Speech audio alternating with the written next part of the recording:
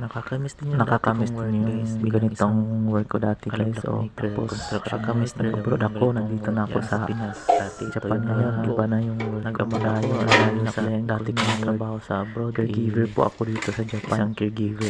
Malayo proud talaga maging experience ko guys. Isang construction worker kasi pag dito ka sa mga interviews, pinaproud kasi ng exam, construction worker dito. Ngayon dito ako sa Japan. 5 months, magsi 6 months na ako dito sa Japan. Kaya hanggang ngayon, hindi pa rin ako makapaniwala na naabot ko ang ganitong trabaho. Nakaka-proud kasi tinis ko ang lahat, yung mga exams kasi yung Nihongo hindi madali yung pag-aralan. Maraming bagay akong sinakripisyo, lalong-lalo na yung work ko dati. Kailangan kasi focus ka sa pag-aaral. At sa awa naman ng Diyos, nakaraos rin. Kayo dyan na may plano na mag-Japan, huwag kayong tumigil sa inyong mga pangarap. Makakapunta rin kayo dito, makaabot din kayo. Katulad ko, wala akong experience sa caregiving, pero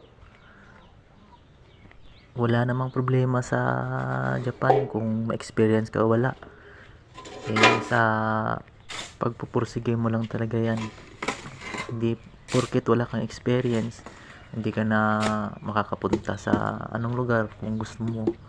Ang importante may porsigido ka at tsaka mahaba yung pasensya mo. Kahit na matagal, huwag mong sayangin ang panahon kasi bihira lang yun. Bihira lang na makakapunta ka sa ibang lugar.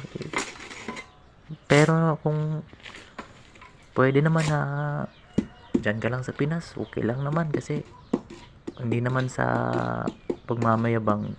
Kasi sa Japan ngayon bumababa yung palitan, kaya maraming disappointed na rin na makakapunta.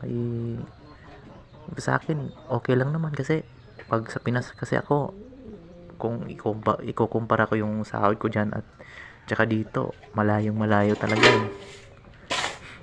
Tapos pag nandyan ako sa Pinas, ang work ko, kahit na mag-work ako ng 10 hours, hindi ko talaga makukuha yung sahod ko dito na nandyan. At saka dito kasi sa isang linggo, 2 day off.